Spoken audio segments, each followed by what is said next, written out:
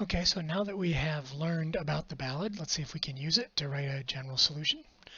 In the first case, no big surprise, this one's going to wind up having repeating eigenvalues, but let's see how that works out. So we're going to write the general solution for the system in part A, and in order to do that, we have to know what our, let me turn off the autofocus here, we have to know what our eigenvalues are. So let's find our eigenvalues.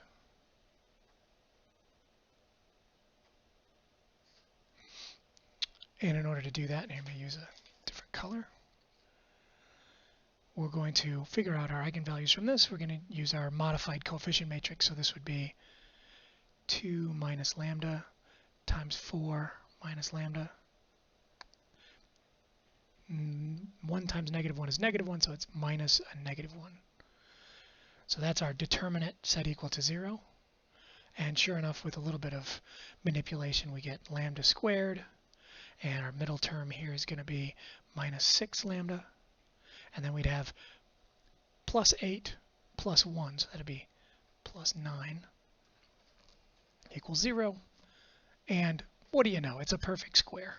So here's an example of, it wasn't completely obvious from the get-go that this was going to be a perfect square situation or a repeated eigenvalue situation.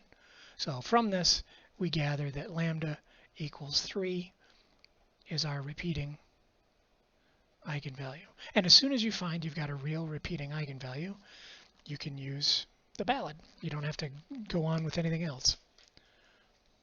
So this is my shorthand. I just say use the ballad. And in using the ballad, we need to know a couple of things. First of all, we need to know, is there an initial condition? Well, yeah, there is going to be for part B, but for part A, we're just going to start with our assumption that our initial conditions are going to be lodged in this V sub 0, and that's just X sub 0 and Y sub 0. So we're going to start with this assumption in part A, but we'll get to our real initial condition in part B here. And then the other thing that we need to calculate is, what's our V1? And V1, remember, is our modified coefficient matrix with the eigenvalue included. So 2 minus 3, there's our eigenvalue, 1, -1, 4 minus 3. And that's going to be times our initial condition column vector. And so a little bit of arithmetic. That's -1, that's 1, that's -1, that's 1. And so you can see we wind up with something that looks like negative x0 plus y0 up top. That's all one element. And in the bottom, negative x0 plus y0 in the bottom. Plus y0, as they say. So we have our initial condition vector, v sub 0. We have our v1. So it's all over, because the ballad says all you need at this point is to put it all together. Let me scoot this thing up a little bit to write your particular solution. And the ballad says, okay, it's going to be e to the power lambda t times your 0 vector plus t times e to the lambda t times your v1 vector, which in this case is just a combination of your initial conditions.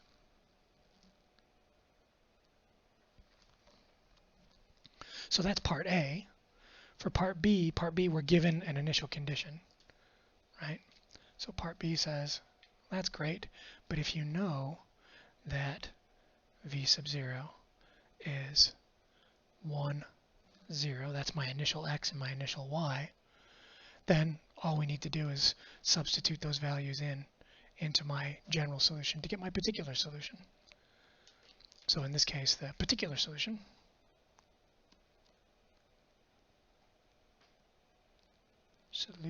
I can spell, there we go, must be equal to, in matrix form,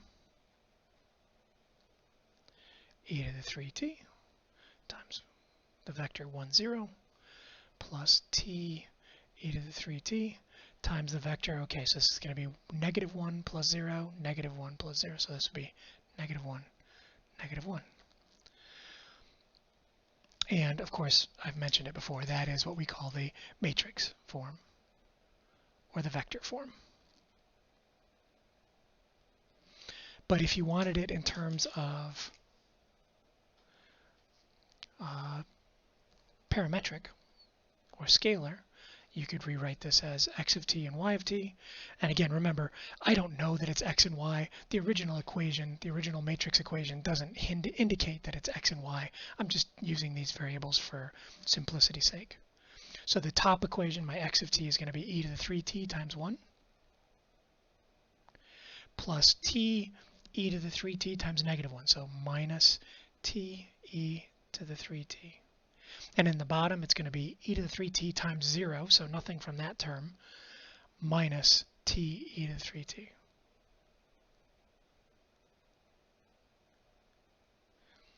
So this is what we would call our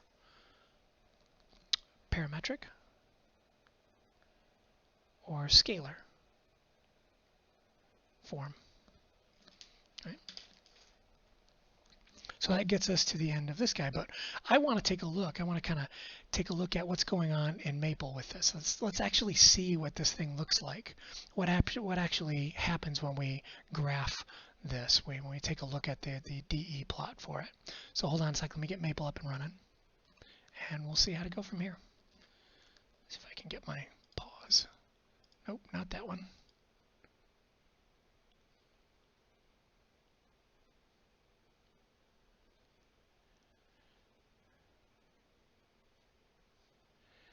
Trying to figure out how to pause it here.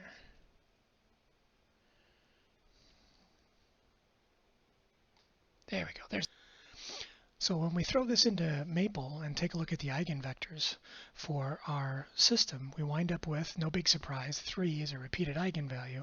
But the eigenvector turns out to be 1, 1. And if you remember from our work, we got something like -1, -1 was the vector. But recognize that -1, -1 is exactly the same thing as 1, 1. It's the same direction, right? If you go left 1, down 1, it's the same thing as going right 1, up 1. So when we take a look at a DE plot, we wind up with a phase plane that looks like this. And you see something kind of interesting. You see one definite straight line solution kind of running along the line y equals x, or in the vector direction 1, 1 on the phase plane. But you don't see any other straight line solution. Everything else is a curve. Everything else is curved, headed away from the origin. But only the ones that are on the straight line solution are headed away in a straight line. Everything else is a curve. So we can also see what happens if we grab this same code, and I just go down here and I type this thing in, and all I'm going to do is kind of change this to a DE plot 3D. And so what happens down here, when you take a look at the 3D, I'm going to rotate it so we're looking at essentially the same graph. I have to pardon the weirdness of getting Maple to do what you want it to do in terms of adjusting. But it's the same graph as what we have up there. But in time, what you see is something that looks like this. Everything is headed away from the origin. It just so happens that the only two directions that seem to be following a straight line on the phase plane are the ones on the red. They're the ones on our straight line solution, but they're not straight lines in time. They're still oriented as curves, but they're not curves in XY space, right? Everything else seems to be kind of spiraling away.